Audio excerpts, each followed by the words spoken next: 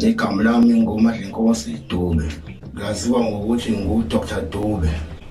Ngihlala eMgababa, ngiyinyanga, umlaphi wendabuko.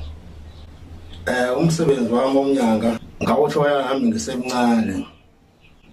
Lo msebenzi kwakungumsebenzi kaMkhulu. Ngalokhu ngiphupha amaphupho engitshela ngemithi okufanele ngisize ngawo abantu. Futhi lo msebenzi omkhulu kwayena wenesifiso sokuthi mina nguthathe eqaleni esaphila omkhulu. Kaze ngawuthatha ke lo msebenzi ke nami sengithe ukukhula ngawuthatha ke ngaqala ke ngasebenza. Imigomo ufanele uyilandele uma usithathe umuntu omdala esikhwama ongasekho. Ufanele uthinge imbuzi usigeze isikhwama somuntu ongasekho. Bese ke uyasithatha ke futhi uma usithatha futhi usithatha ngayo futhi imbuzi. Usivule usivuleke sibuye kube yesakho ke. Umukela ke isikhwama ke uhlaba imbuzi. Usho ke kumnini wesikhwama umbize ngegama usho ukuthi sengiyasithatha lesikhwama sakho ngizoqhubekela la ugcine khona. Icela inhlanhla ke kuwena yonke into. Icela kuwena ngizoqhubeka ngisebenze manje mina ngilokho ungasekho. Mina ngizoqhubeka la ugcine khona. Inkinga umuntu akahlangabezane nazo makuthiwa isikhwama usithathe wangasigeza iziphi? Uhlabezana inkinga ngoba lo sikhwama sike singcolile. Futhi yonke into ayenzayo naye iyangcola ngoba uthatha isikhwama somuntu esingcolile. Njengoba yena wayekade esebenzisa kudala. Imithi ekade esebenzisa nawo sayazi ukuthi kuphi nakuphi okunye kufanele usigezeke sibe clean ukuze usithathe wena sesihlanzekile. Njengoba lokuthakatha emsikhuleni ngokungcola. Yona ke lento eyenza ukuthi ke manje naye ke adile lo muntu esethakatha naye kanti lesikhwama akavanga sigeze asihlanzekile singcolile. Agcina nasethakatha ke lo muntu ke manje eseneyinkinga nje eningi sesimnyama naye senebhadi nje kumnyama kuyena. Umsebenzi engikwenzayo ke engikwenza kahle ngingabazi ngawo. Ngilapha isifo sohlangothi.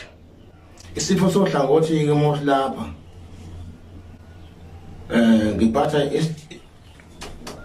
uphondo lwami lo ngiphethe. Lo phondo lona engithopa ngalo, ngithopa umuntu ngalo.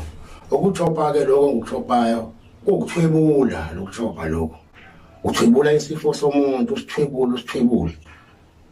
Bese uyalapheka umuntu, bese umnika nezimbiza umthulisele kwenze yonke lento.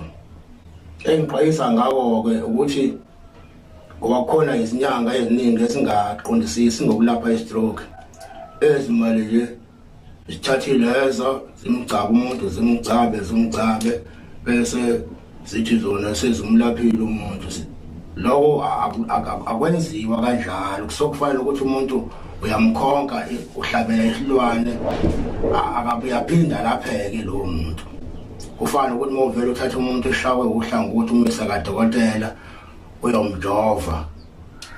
Lokho futhi akufanele kwenziwe. Kufanele umuntu umise umuntu wesizulu uqala ozoqala ezinjani amlaphe ngokwesizulu.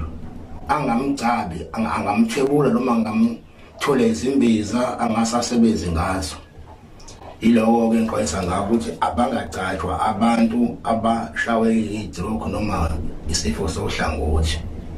Abathwetshulwe noma banikwe imbiza zokuthatha noma ezokuphuza. Abantu ke abashawa i-stroke ke noma isifo sohlangothi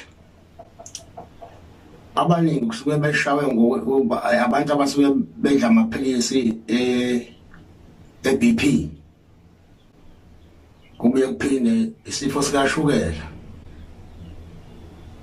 Ibona ke abantu abaqhele ukushawa i-stroke lezo uma engasawadli amaphilisi ke bese yamshaya i-stroke. Kuphinde futhi ke kuba umuntu ke ophonsiwe ethakathiwe lo umuntu uyena-ke futhi umuntu oshawo isifo sohlangothi loso-ke bonke labo bantu ngibalapha ngendlela efanayo kodwa balapheka ngendlela efanayo bonke labo bantu labo-ke basuke beshawe i-stroke balapheka ngendlela efanayo labo bantu. Ngitholakala ekhaya eMgababa ku-area Africa, ngiphinde ngitholakale eSiphingo eduze nakaSipikile. Inamba yami 072 544 6279.